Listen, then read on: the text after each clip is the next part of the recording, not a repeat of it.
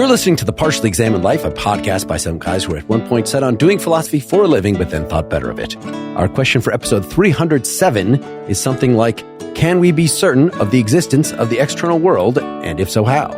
We read two articles by G.E. Moore, A Defense of Common Sense from 1925 and Proof of the External World from 1939. For more information, please see partiallyexaminedlife.com. This is Mark Linsenmeyer, certain that I am not dreaming, in Madison, Wisconsin. This is Seth Paskin with at least one hand in Austin, Texas. This is Wes Alwan coming to you mind independently from Cambridge, Massachusetts.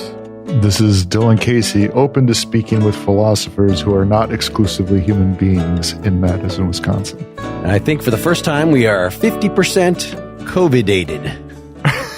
That I'm on the tail end and Seth is on the beginning. Yep. Yeah, Seth, you're a champion for being here. Well, we've just put this off for so long. And yesterday, couldn't do it because my wife was sick and I'm trying to watch my kid. And then I'm like, yeah, let's bump it to tomorrow and I'll get coverage. And then I show up positive this morning. So I was like, I realize there's irony, but also I feel like I have to commit to the cause. So I'll hang in as long as I can. Yeah. Hopefully we caught it before, like tomorrow you might be lying down all day, but that's true. We caught you quick enough. So G.E. Moore, the reason we're doing this, we wanted to do some Wittgenstein. His book On Certainty is sort of the major work of the three that we have not touched yet, written right to the end of his life.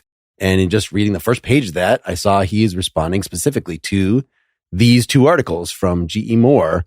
There's another one also from 1959 called Certainty. And I threw in a really early one because I thought this was the most famous one. Moore had written The Refutation of Idealism from 1903. Those last two were not required here. We decided to focus on these two. But he has a common theme throughout all of his work, which is a defense of at least some things of common sense. The fact that, can I seriously doubt that I am right now talking into a microphone, that you people exist, that the audience exists, just the sort of everyday thing that Descartes wants to doubt, that other philosophers we've read, the whole problems of epistemology have said, well, maybe we can't know these things for sure. All we have are appearances, and those somehow stand between us and the real world. Moore is on the side of just trying to defend your pre-philosophical intuitions about these things. He wants to cast doubt on the characteristics of doubting in the past. He wants to move the problem of doubting to the analysis part. We should say that this is one of these defenses against philosophical skepticism, which can seem quite silly to people. I think of skepticism mainly as a thought experiment to attempt to clarify our understanding about epistemology, right? So even Descartes, he's a methodological skeptic famously. So really he's trying to say that we can have certainty of clear and distinct ideas, but also of the existence of the external world. And he does that starting with the self-certainty, right? Certainty of one's own existence, and then doing a proof of God from the self, from the existence of the self, and then saying God guarantees the existence of the external world. So the idea is that even if we doubt everything, we get certainty back. It's not like that's not motivated, right? But part of this is about the advent of modern science and theories of perception and saying, hey, wait a minute, the color red is just certain wavelength of light coming into our eyes and producing certain types of brain activity. So how do we account for that kind of separation from the world? And also if everything is reducible to atoms that are qualitatively unlike macro level phenomena, it leads to that sort of thing. So in a way, when you're dealing with skepticism, as Moore is, you're also dealing with sort of representational theories, and maybe more at core, you're dealing with the concept of representation in our relationship to the world and the way that seems to put up this kind of wall between us and things as they are in themselves and us in reality. When you said, Wes, that something sounds really silly, did you mean skepticism sounds really silly, or Moore sounds really silly, or both? No. I mean, Moore as a whole, yeah, could say something about that. No, I was just saying that, if we start out with, hey, man, do we really exist, or do things exist outside of us? It can sound trivial and like, why are we talking about this sort of thing? So I just wanted to remind ourselves of the motivations for skepticism to say, well, actually, it's well motivated. There are other reasons it's well motivated too, right? The ultimate problem is political. It's about people having bad moral and political beliefs and being absolutely certain that they're right. And then the question is always, I'm certain I'm right, but the other guy on the other side is certain he's right. Who's right? And it motivates doubt, and it motivates this attempt to say something about how we could verify. What can we do to actually ensure or warrant our rightness? And how do we tell if we're on the right side or the wrong side, and so on? Right. And these epistemic papers were not concerned with things in the social and political realm like this. But, the other thing that we read by G.E. Moore in the past, he's, I think, more well known today for his ethical views, which is a form of ethical intuitionism. We have an episode from long, long ago where we read a little bit of Moore on that, where he says, if a philosopher comes along and gives you a theory of ethics, of the good, all good is just maximizing pleasure. The fact that you can still coherently ask, but is maximizing the pleasure good?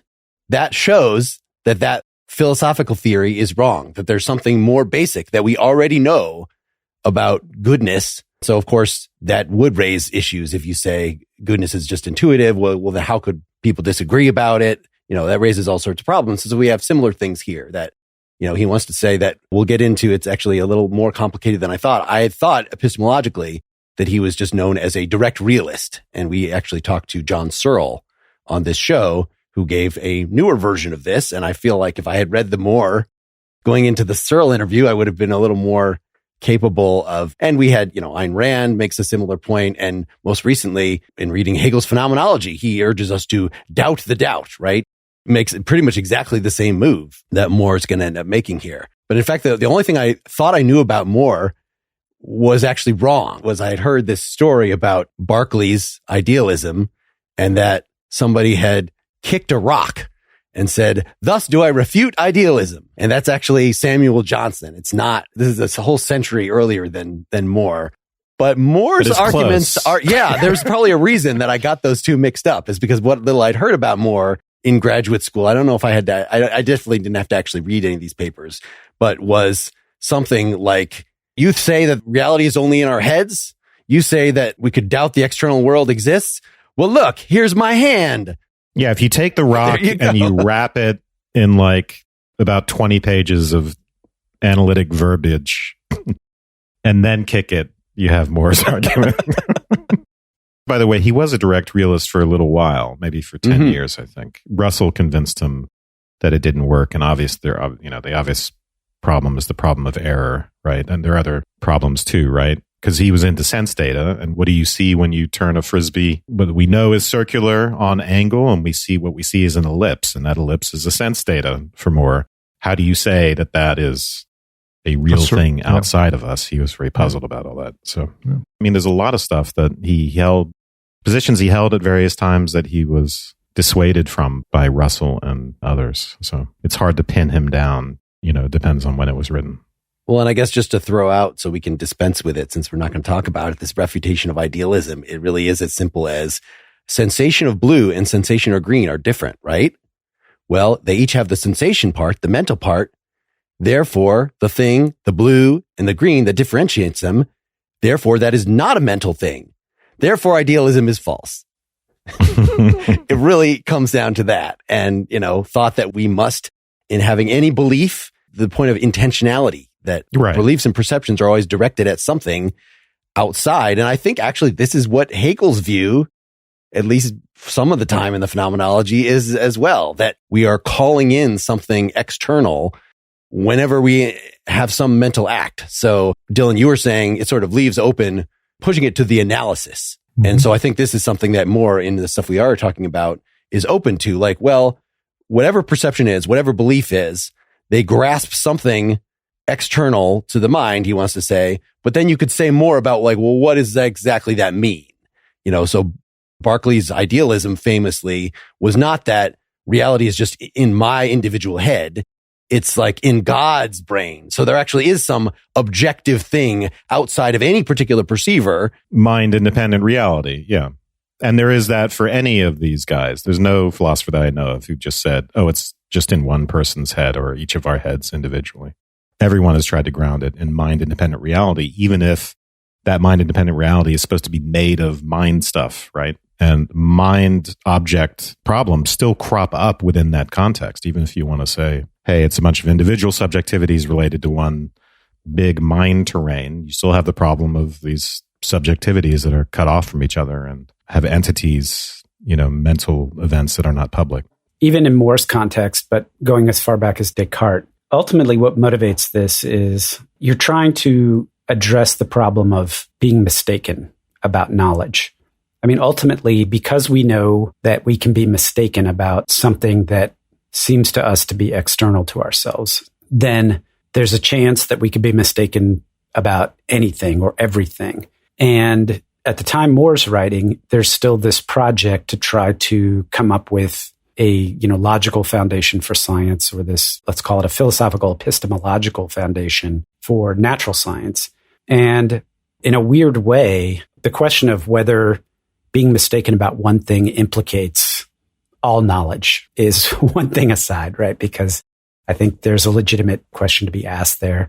But then, the second part is whether when you think about it, and we've talked about this numerous times on this podcast, that the people doing science aren't worried about the state of their knowledge base, right? They're not worried about the philosophical underpinnings of the things that they're doing, simply because there's a certain practicality, if you will, or what's the word? I'm going blank here. Dylan's a pragmatic approach to the knowledge base. And in a weird way, More is recapitulating a pragmatic approach in some way, but doing it from the perspective of common sense or everyday experience, which ties in, of course, to Heidegger, who was a contemporary, and also doing it to try to address the broader, if you can be wrong about one thing, you can be wrong about everything problem. So it's a very interesting exercise. I want to reiterate or re-underline something that Wes said earlier about the background political question. It's not in More, but when you were talking, Seth, about this is, the epistemological question that we're running into, it occurred to me to ask, why is the question of error showing up now? In the sense of effective with modern science. I mean, maybe you'd argue that something like Zeno's paradox is a different form of that error question. But this problem of, I know I'm wrong, I figure out that I'm wrong, and now how do I account for that? Doesn't seem to be as big of a deal earlier. And to me, it ties directly to this political question, or a question of authority, of who's saying who's right about what. And when push comes to shove, you have something going on in the advent of modern science where you have a technique and you're fighting over a technique for how to decide whether you're right about anything that has nothing to do with individual people. It has to do with, a method or a way that we're looking out at the world, and we're going to come up with a process or a technique or whatever to support our certainty about our judgments. And that goes directly towards who and how we hold authority over other people in making decisions. And I think that in a very, very powerful way, this traces right back to that. That's what we're fighting about. And when you have a discussion about certainty, I can be certain about the world. I can have common sense about the world. There's going to be also the discussion about, well, I can also be wrong about the world. So how are we going to adjudicate that, especially for things that I'm really, really pissed off about? Or how are we going to adjudicate that when it feels like all you're doing is just saying that I'm crazy, but I don't believe I'm crazy? It's there. Ancient skepticism is the thing, and it's there in the sort of, Dylan, as you mentioned, Zeno's paradox, but there's also, the stick that's bent in the water and all that classic ancient skepticism stuff. And then it's there in Plato as well, obviously. And the crisis that creates it is, as you've been saying, political and ethical, because society in general is full of shit. And the sophists are like the most elite manifestation of that. People running around, presenting as absolutely certain ethical truths, stuff that turns out to be a bunch of bullshit on Plato's view. But the other aspect of this, the scientific aspect, and I think the reason it becomes really big in early modern times with the advent of science, has to do with two things. One of them is what we saw in Lucretius. It's sort of the founding principle of modern science, which is that the phenomena are not what they seem. They are reducible to, in the case of Lucretius, right, and Epicurus, atoms. But the important part is atoms aren't just little bits of things as we know them. They are invisible, and they are purely shape, right? They're purely spatiotemporal, and they're not qualitatively like the things that they ground phenomenologically. There's an emergence phenomenon, right? So blueness isn't caused, even for Lucretius, by a bunch of little blue atoms. It's caused by colorless atoms. That is what makes modern science so powerful, but that is also creates a skeptical crisis. And then that is enhanced by the related problem of perception and people thinking, wait a minute, there's primary and secondary qualities. My perception of color is actually based on an interaction between me and something which is really only matter and not in itself having of color. So I think all of this stuff, the motivation is not only there, but it is actually connected to the development of modern science, or it's enhanced, let's say. Mm-hmm. Shall we get into a defense of common sense? So he throws out these propositions. He does. He starts with, he wants to say, I differ from a lot of philosophers on these issues because I think there's a lot of common sense propositions that I know to be true and I know them with a certainty. And he calls these propositions truism. And they're really a set of propositions about mind or self, whatever you want to call it, and then matter, the world, that they have a bunch of properties which they're not dependent on context. We'll get into that. But Mark, why don't you give a few examples? Sure, yeah. So it's the top of the second page, page 33. Here exists at present a living human body, which is my body. This body was born at a certain time in the past and has existed continuously ever since, though now without undergoing changes. It was, for instance, much smaller when it was born and for some time afterwards than it is now. Ever since it was born, it has been either in contact with or not far from the surface of the earth. And at every moment since it was born, there have also existed many other things having shape and size in 3 dimensions from which it has been at various distances. Also, there have existed some other things of this kind with which it was in contact. Among the things which have, in the sense, formed part of its environment, there have at every moment since its birth been a large number of other living human bodies, each which has, like it, at some time been born, continued to exist from some time after birth, been at every moment of its life after birth, either in contact with or not far from the surface of the earth. Many of these bodies have already died and ceased to exist.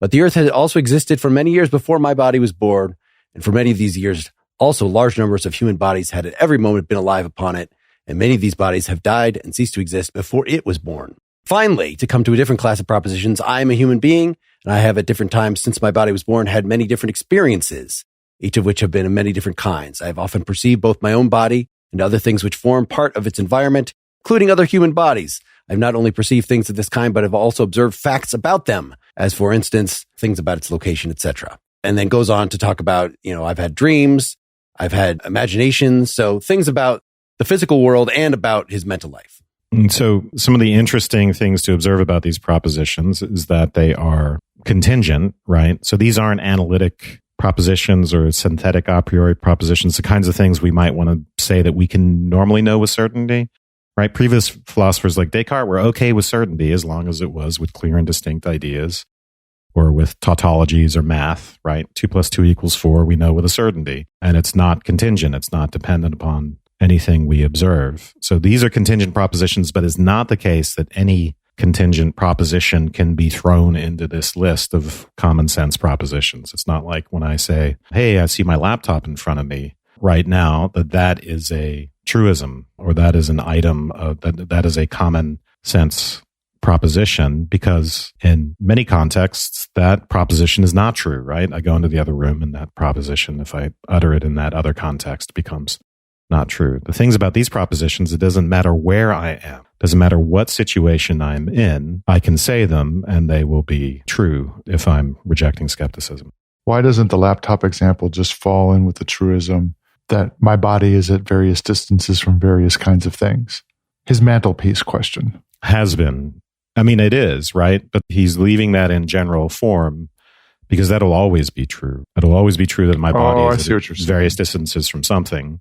But you have to leave it general for it to be context independent. If you start doing specific contingent facts, those things vary based on fair enough your position within the world, what time it is, what time in the history of, He's not just listing, hey, anything that's an empirical fact that I've observed is common sense.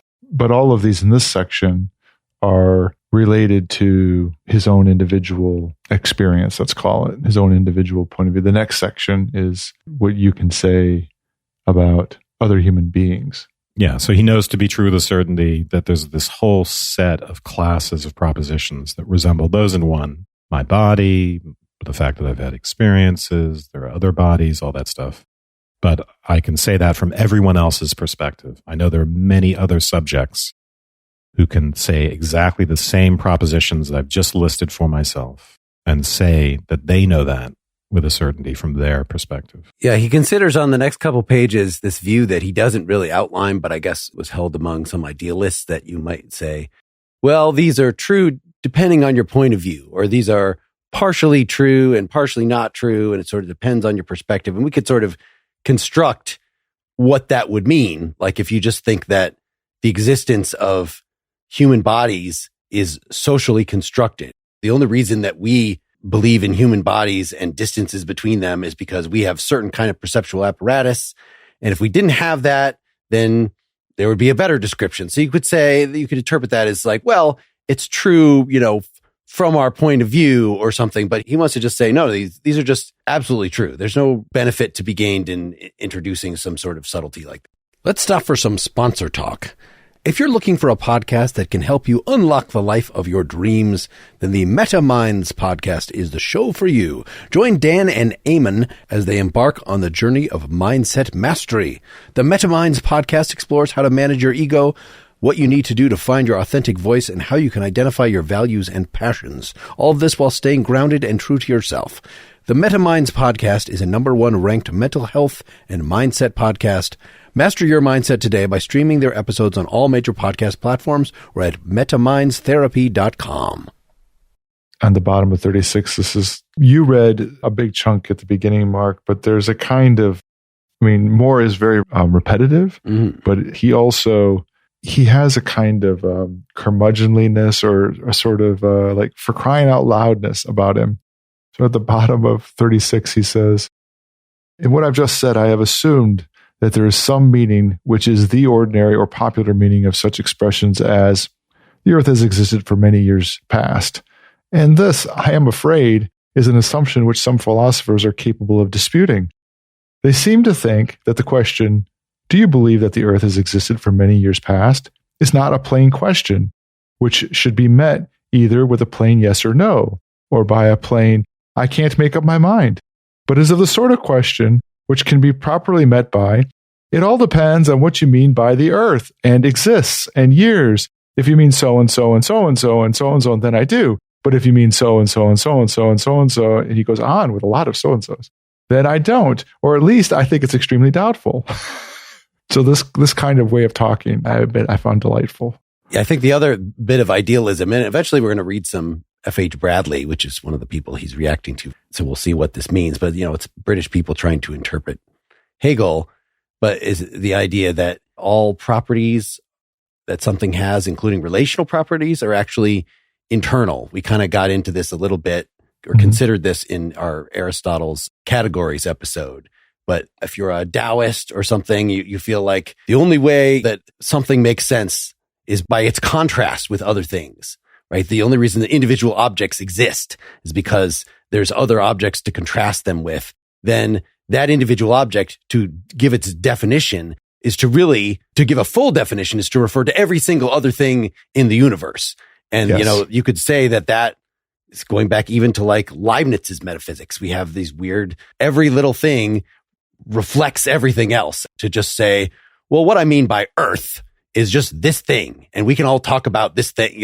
We could do that in a context, but there's no absolute reference or definition for the earth or something. And Moore just sees, again, all this as confusing nonsense and something that in this context would interfere with by being able to say, I have certain knowledge that the earth did exist before. There you go. He doesn't want to say the earth is empirically real, but transcendentally ideal, right? No. He doesn't want to say, okay, like Kant and other philosophers might say, yes, of course it's true that there's an earth and it's existed for many years, but qua phenomenon, within the phenomenal realm. And we use that when we say such things are true, we use that with a grain of salt. We use it in quotation marks. We mean that insofar as it belongs to the phenomenal realm, but that's cut off from this world of ultimate reality, things in themselves that we cannot know in itself. The idealists, of course, are trying to solve that problem. But yeah, after what I was reading, he says, anyone who takes this view, I suppose, is confusing the question whether we understand its meaning, which we all certainly do, with an entirely different question, whether we know what it means in the sense that we are able to give a correct analysis of its meaning. That's partly what I mentioned earlier, but also I think it ties into what Mark was pointing to, that the interconnectedness that one might observe between things that then might, in some analysis, mean you need to understand everything in order to understand anything, he just thinks is baloney. Thinking specifically of Russell there and definite descriptions, right? Mm-hmm. So Russell's idea is that whether or not you're a skeptic about the other stuff, you can say with a certainty how to analyze those propositions, right? You give definite descriptions of them and you just break things down into their parts. And we saw with like someone like Carnap, right? You get down to the sense data and you can just say, okay, there are these, or maybe with Wittgenstein, atomic facts, right? You can say, here are the bedrock facts into which everything can be analyzed. And he says, that's the thing that I'm not sure about. I'm skeptical about that we can actually successfully do that analysis. Those guys think we definitely can do that, not me. I wasn't thinking of Russell definite descriptions here. And Dale, I'm glad you read, because I think that passage immediately following is important. What he says is, I know this with certainty. That doesn't mean that I can explain in every case where that proposition is used, how it's used. And it doesn't necessarily mean that I could explain how I know it with certainty. All I can do is simpliciter say, I know this with certainty. That was the way I read it. Yeah, but the foundationalist project at the time is to say I can know those propositions because I can analyze them into atomic propositions that I can know with certainty. That's what Russell's definite descriptions do. And he's saying, no, you don't have to be able to analyze those propositions to know them. So that's an important intuition he's having. Yeah, so. I'm not saying he wasn't addressing that. I'm just saying that's what it sounds like he's saying there. And then he goes into talking about the wholly versus partially true, the idea that you need a qualifier in some sense. Certain knowledge is not dependent on being able to enumerate all of the conditions in which a proposition possibly be, in other words, a definite description or knowing all of the things in the universe that are true of it at a certain point in time, but rather you can have this direct certain knowledge of something without that. Yeah. So do you believe the earth has existed for many years past? Some philosophers will want to say, well, what do you mean by years? What do you mean by earth? What do you mean by exists? And they'll say, give me your analysis of those concepts, right? Do some semantics for me and boil it down to the ultimate semantic particles. He's saying you don't need to do that. Yep. You can just stay at that intuitive macro level and know it without the analysis. So it's anti-foundationalist in some way. And the question, though, in interpreting more is that because he's something like a direct realist, right? That you can I just observe that there are bodies? Or is it that, well, it's still the case that the existence of bodies is a matter of theory, right? That's the way that Quine puts it later. Mm-hmm. But it is not something that we do, or maybe even that we can do explicitly. It is not a matter of describe the sense data and then put them together to say, yes, the earth exists. Maybe that's one of the big parts of it, is that the analysis doesn't have the corresponding synthesis, right? He would be denying that synthesis activity that someone like Kant would refer to is grounded in that analysis. Like that you can add up all of those parts into something that gives you that whole. There's a further problem here, which is that we ourselves in particular don't know that the earth existed for many years before us because of sense data or any sort of evidence other than what other people have told us. So we have history, we have photographs, we have, whatever you want to call this secondhand evidence, but we have to be able to believe that others have not systematically deceived us about that. And that goes for most of our knowledge. He would completely disagree with you about that. Why would he disagree?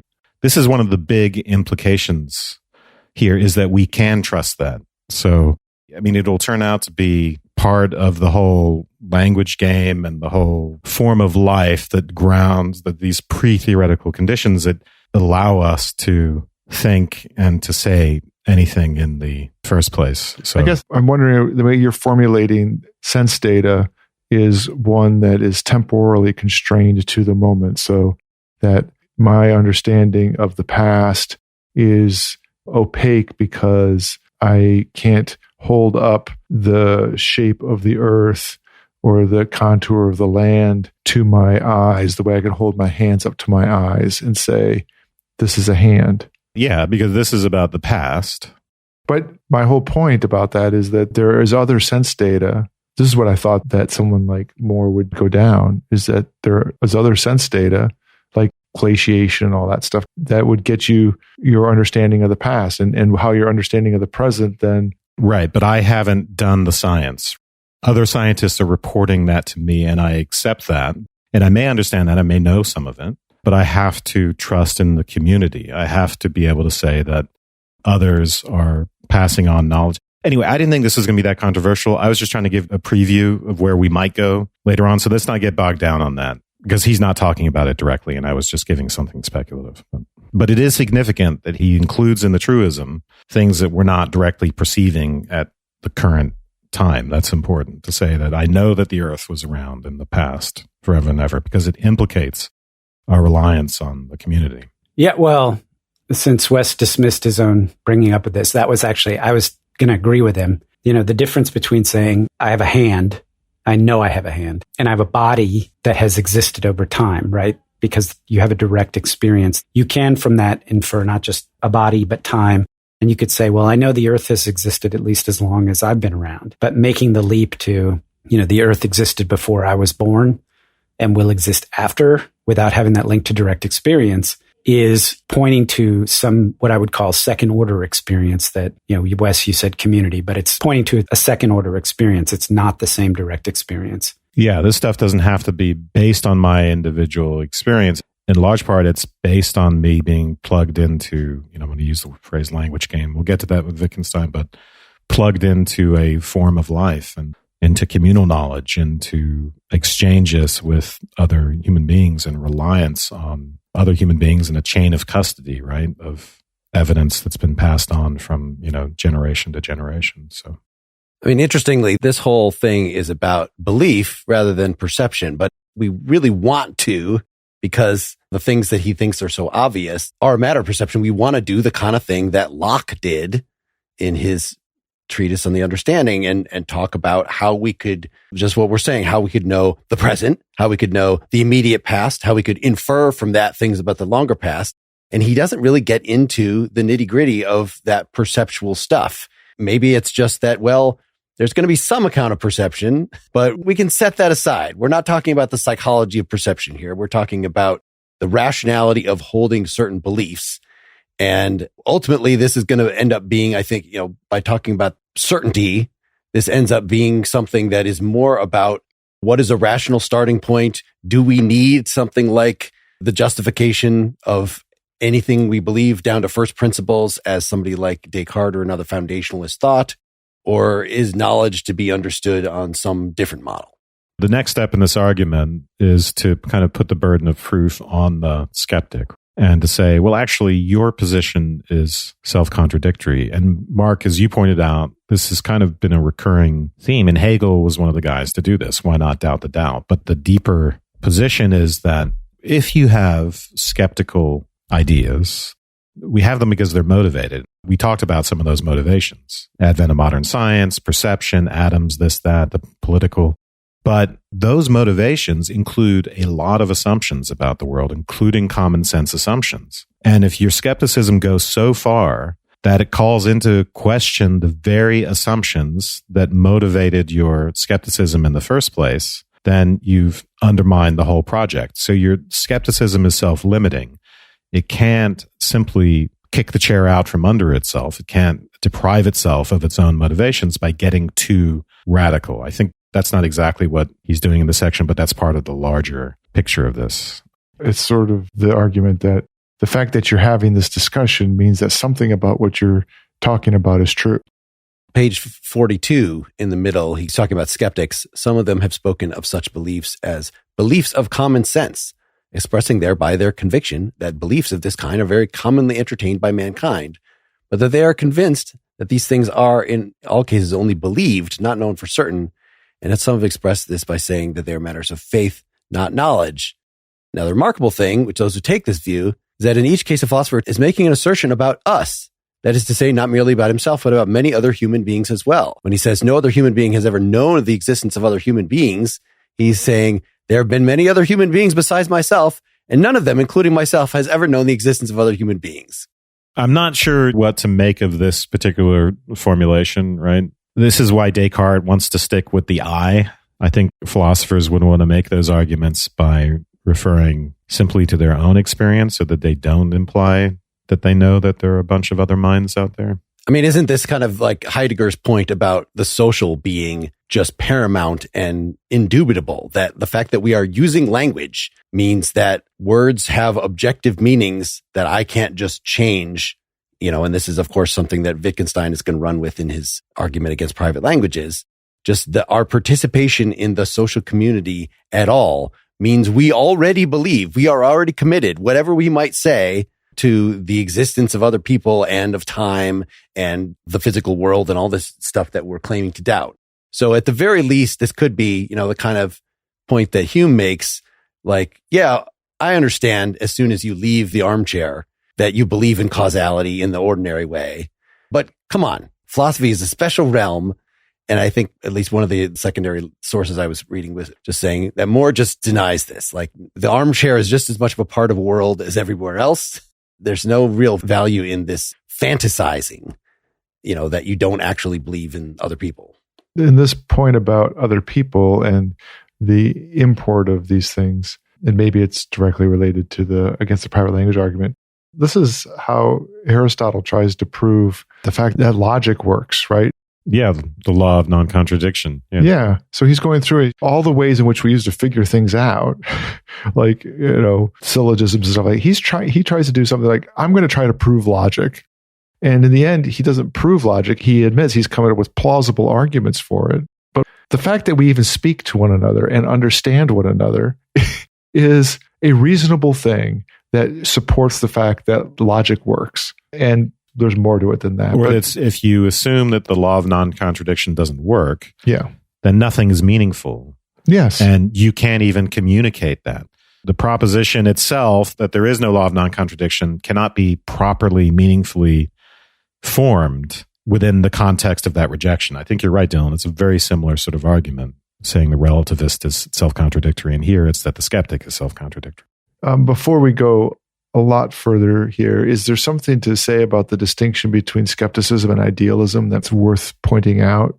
Because he's sort of going after them both. They're kind of related, but he's going after them both. The idea of radical doubt, that we can have certainty about things, and then also that those things are real and not just in our minds. Well, the idealist tries to solve the problem of skepticism by saying that, hey, there is no matter-idea divide, because it all is just ideas anyway, and we have immediate access to that. There you go, skepticism, you've been defeated, but we've had to take this radical step, which is unsatisfactory to a lot of people, but yeah. I mean, you could say that the common sense position, according to this, is that we perceive material objects. And Berkeley says, no, that's not common sense at all. Material object is a weird philosophical term of art that you came up with. Just say, I perceive tables and chairs, and then we can give an analysis of that. And then my analysis is going to be an idealist one. And I think that ultimately more is more nuanced, is not just rejecting that kind of Berkeley's full explanation out of hand. Mm-hmm. But he does want to say that things are pretty much how we perceive them. And sort of filling in the gaps here with what John Searle said to us directly is, well, to find out more about them, you use science. You wouldn't discover with science that actually these are just ideas in our head. I mean, maybe some kinds of quantum physics, if you take the Copenhagen interpretation and you can say, oh, well, there is actually mentality, but putting aside that kind of stuff that a lot of hard-nosed philosophers want to say, we cannot accept that kind of interpretation of what science might be telling us. It would be very strange to either say, well, you think you have a pretty good idea of what perceiving a table, perceiving a chair, perceiving another person is, but actually either you can't actually know that, so we're skeptics, or they're actually just a bunch of swirling ideas. You thought they were atoms and molecules and things, but actually those are, so either way, it's supposed to be a very counterintuitive Yeah. interpretation that he's arguing against. So he's trying to chop all the counterintuitive ones off. Let me just interject this real quick, because we're going to get to this in section 4 on the analysis in terms of sense data. He's not a direct realist, as far as I can tell in this paper, because he understands, right, that phenomenologically we're seeing ellipses standing in for things that are circles, right? It's a very basic thing. That's a huge problem for direct, naive realism. Trying to address Mark's point about the nuance over Berkeley's position, I think it's the step where he says, I know with certainty that I have existed over time and that I have this certain knowledge, and I know that there are others like me. When everything becomes idea in some sense, you lose this connection to the possibility of other subjectivities. So I think we're going to move on to more of that in part 2 here. I understand your COVID is getting the better of you, Seth. Do you have any, to end part 1 here, any closing words about this? Maybe we'll get you back for part 3, but I'm not counting on it. Yeah, we'll try. Well, typically this question doesn't interest me. And so I expect it to just be like, ugh. And more can be delightful and tedious at the same time as a writer, which is interesting. But I do want to participate in the conversation about Wittgenstein. I'm not in love with the guy, but it's important to me to be a part of this later Wittgenstein conversation about uncertainty. So I'm willing to slog through the more if it's going to help inform that conversation. Yeah, I think Wittgenstein is also, even though Wittgenstein is known, later Wittgenstein, as not being a systematic philosopher, still the fact that you can talk about stuff in terms of language games, whereas Moore doesn't offer us, I feel like, something that we can just say, oh, well, in the language game context of, our everyday experience, of course, tables and chairs exist and they are approximately what, that he doesn't give us. He's more consistently analytic, by which I mean anti-systematic. We're going to consider each sentence by itself.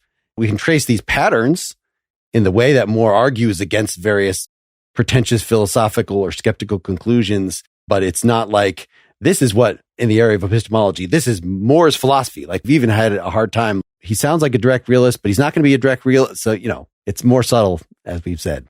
Let's shut this down for the moment. We're going to come back on part 2. If you are a Partially Examined Life supporter, you'll hear that that's the next thing in your feed. If you are not, go to partiallyexaminedlife.com/support. Become one.